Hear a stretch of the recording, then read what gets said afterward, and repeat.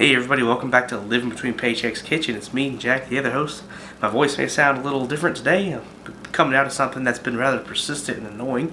In fact, you probably noticed in the last video I was in. But anyway, today I got something special. We got some T-bones. One of the markets put them on sale for $4.99 a pound.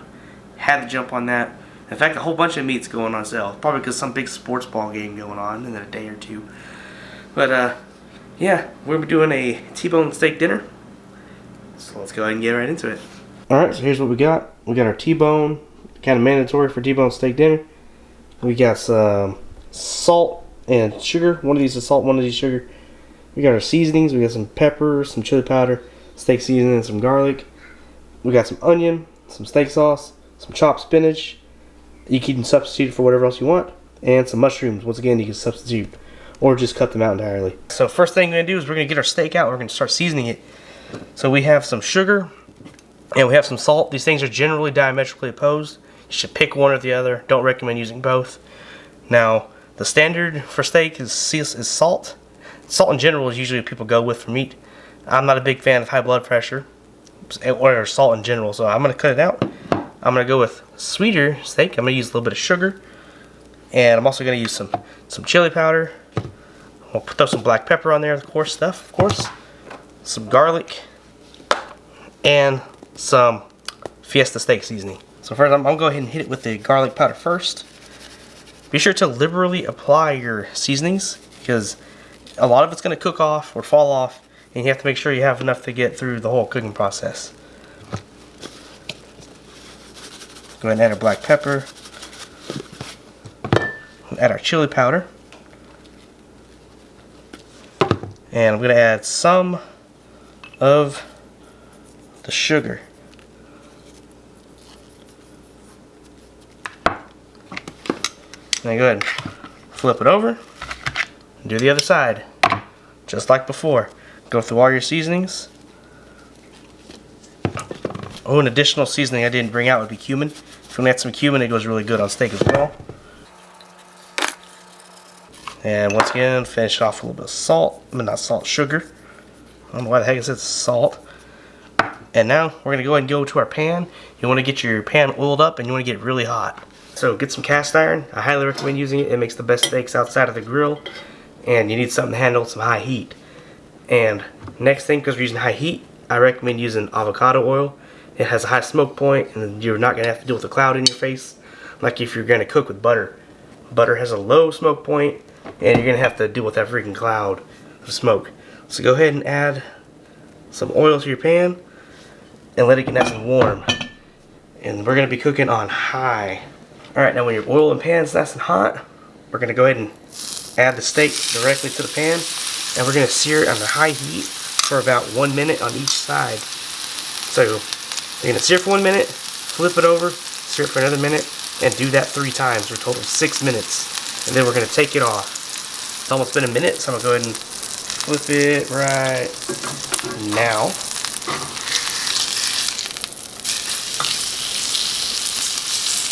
Now remember, do this every minute. We're approaching the 2-minute mark. Now I'm going to go ahead and flip it again.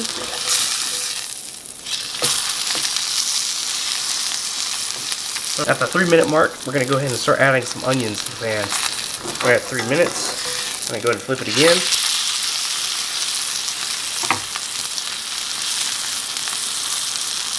We're going to start adding some onions.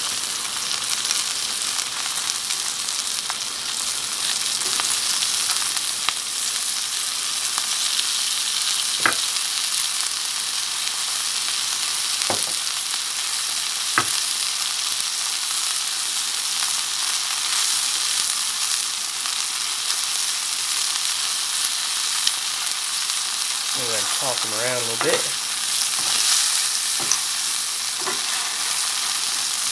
Alright, we're approaching 4 minutes. We're going to flip our steak again. We're going to go ahead and take our onions out. So they're nice and caramelized. So the onions really didn't need to cook for very long. We're approaching the 5-minute mark. We're going to flip the steak over one last time. We'll flip it again. we're going to put our onions on top of our steak here.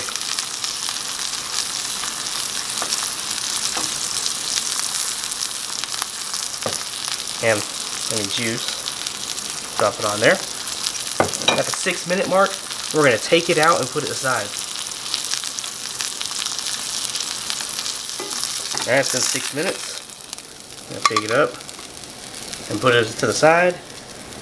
So after you're done with your steak, if you have a lot of residue in the pan and you need to clean it, go ahead and do that. If not, that's great. We're going to continue to the next step. We're going to go ahead and add some mushrooms to one corner of the pan,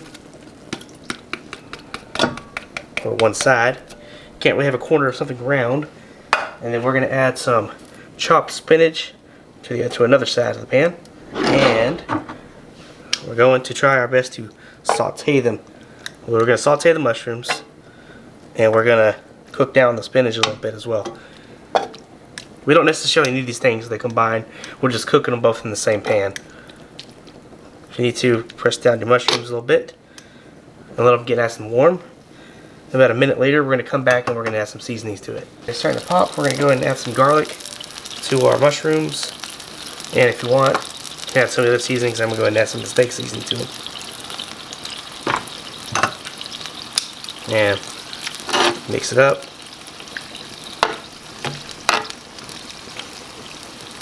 And also you want to stir the spinach as well, so more than just the bottom of the spinach cooks.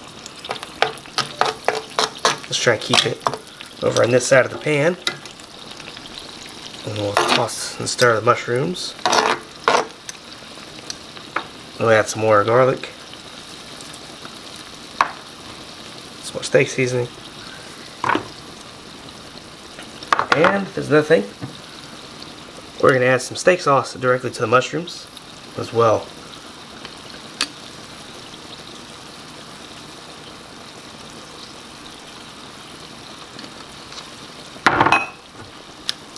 And we're going to mix it.